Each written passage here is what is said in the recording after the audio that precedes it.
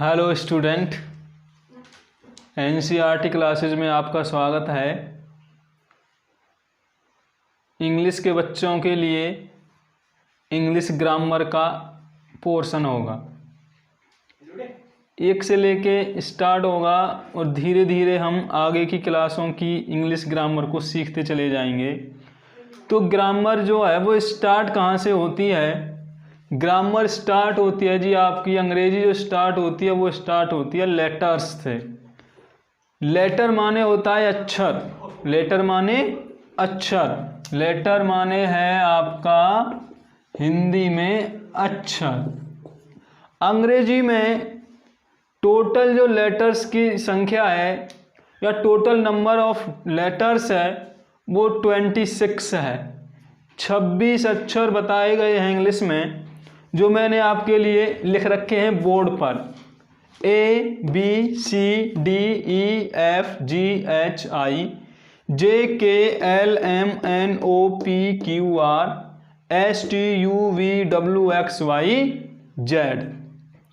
Total मिला के 26 अक्षर, 26 लेटर्स इन इंग्लिश।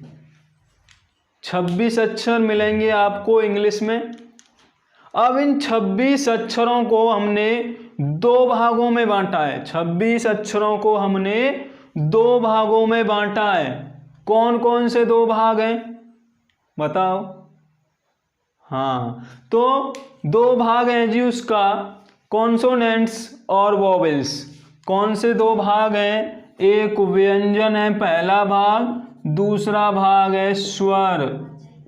व्यंजन और स्वर, व्यंजन और स्वर, यानी 26 लेटर्स को 2 भागों में बांटा गया, एक व्यंजन में और स्वर में। व्यंजन को क्या बोलेंगे हम? कॉन्सोनेंट्स, और स्वर हो जाएंगे आपके वोवेल्स। तो 2 प्रकार हो गए जी आपके लेटर्स के, एक स्वर और एक व्यंजन, कॉन्सोनेंट्स और वोवेल्स। अब इनमें कौन कॉन्सोनेंट्स है और कौन वोवेल्स है? तो जो आपका पहला लेटर्स आता है ए, पहला लेटर्स आता है आपका ए, वो एक वोवेल्स है। क्या है वो? एक वोवेल्स। BCD तक ये आपके व्यंजन, इनके बीच में फिर से एक लेटर आया आपका ई, तो ए स्वर हो गया, ई स्वर हो गया या ए वोवेल्स हो गया, ई वोवेल्स हो गया, आई तीसरा वोवेल्स हो गया, उसके बाद ओ चौथा वोवेल्स हो गया, और उसके बाद यू पांचवा वोवेल्स हो गया। तो जो आपके वोवेल्स हैं वो 5 हैं, ए ई आई ओ यू। कितने स्वर मिले इंग्लिश में आपको? 5।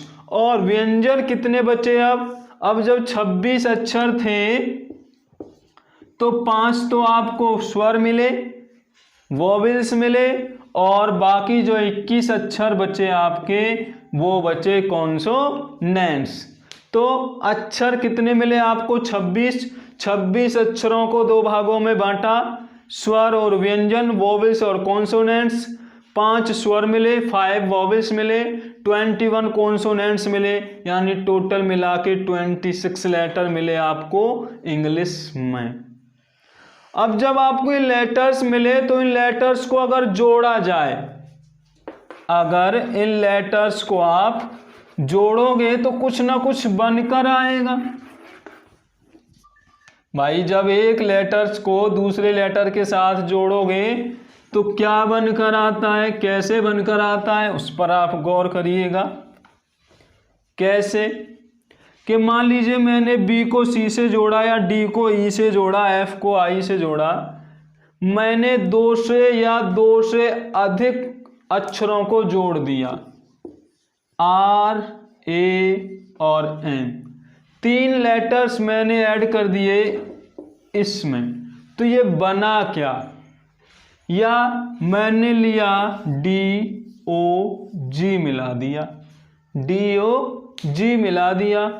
तो जब आप 2 से अधिक लेटर्स को जोड़ते हो तो डिनो यानी क्या हुआ?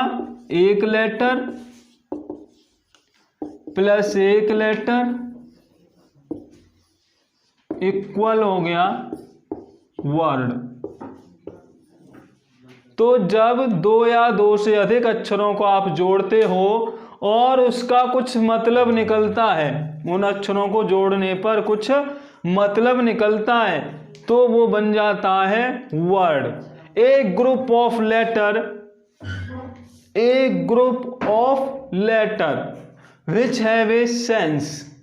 सेंस मीन्स भाव, यानी शब्दों का, अक्षरों का ऐसा समूह जिसका कोई भाव हो या जिसका कोई मीन्स हो, वो कहलाता है आपका वर्ड।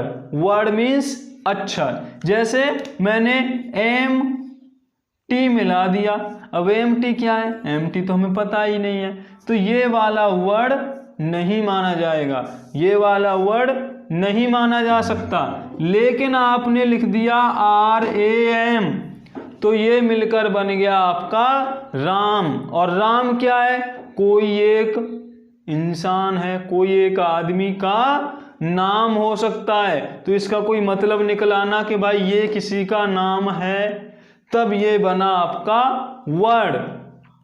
आपने बोला CAT क्या मिला, कैट मिला।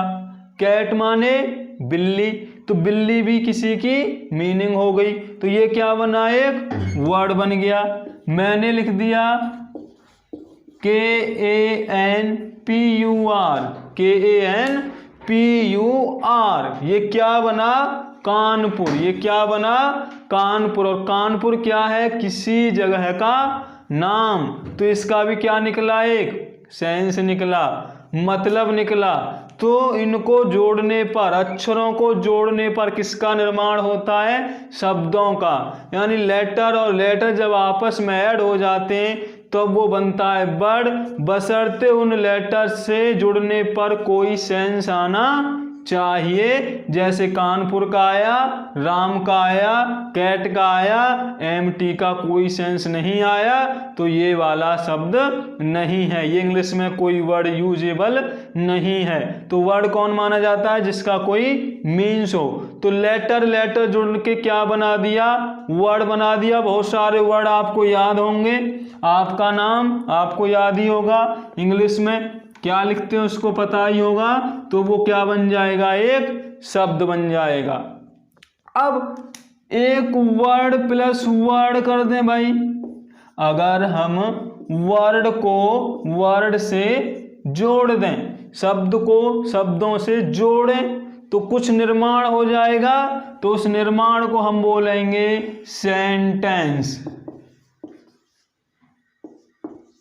SENTENCE, sentence. कब मिलकर बना, वर्ड और वर्डों को जोड़ने पर क्या बनेगा, सेंटेंस। तो ए सेंटेंस डेफिनेशन क्या बनेगी, a sentence is a group of words which makes a complete sense.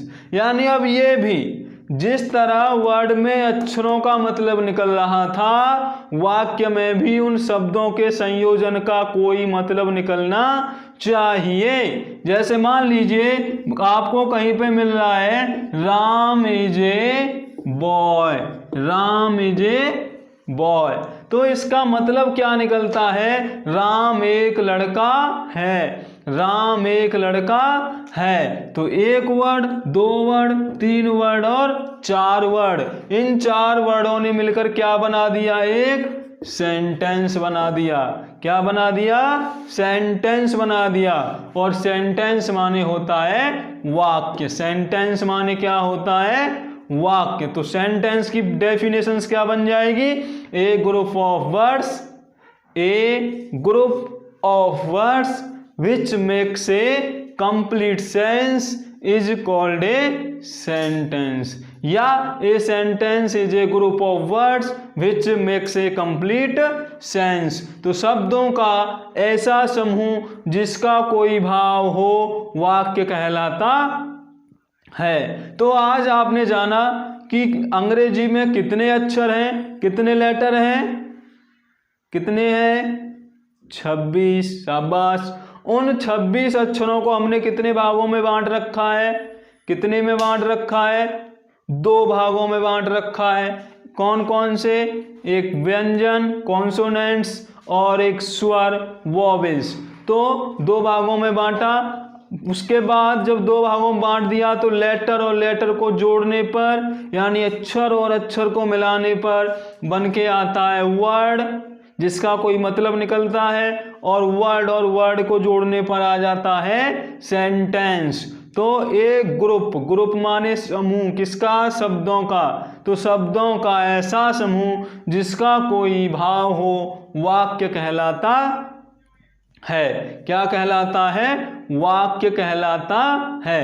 तो पहले यही जान लीजिए कि लेटर कितने हैं? 26, 21 व्यंजन, 5 स्वर,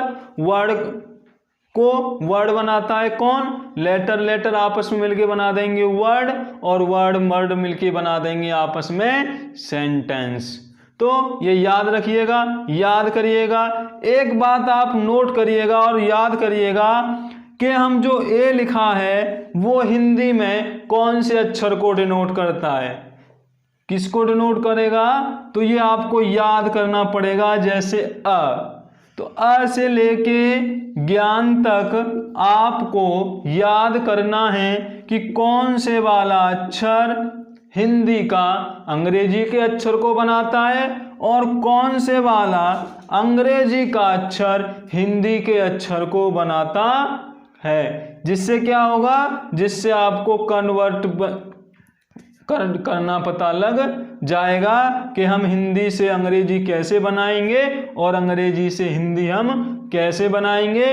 तो उसके लिए आपको क्या पता होना चाहिए? आ से लेकर ज्ञान तक पता होना चाहिए कि कौन से वाला हिंदी का अक्षर कौन से वाले अंग्रेजी के अक्षर को बनाएगा, और कौन से वाला अंग्रेजी का अक्षर हिंदी के अक्षर को बनाएगा।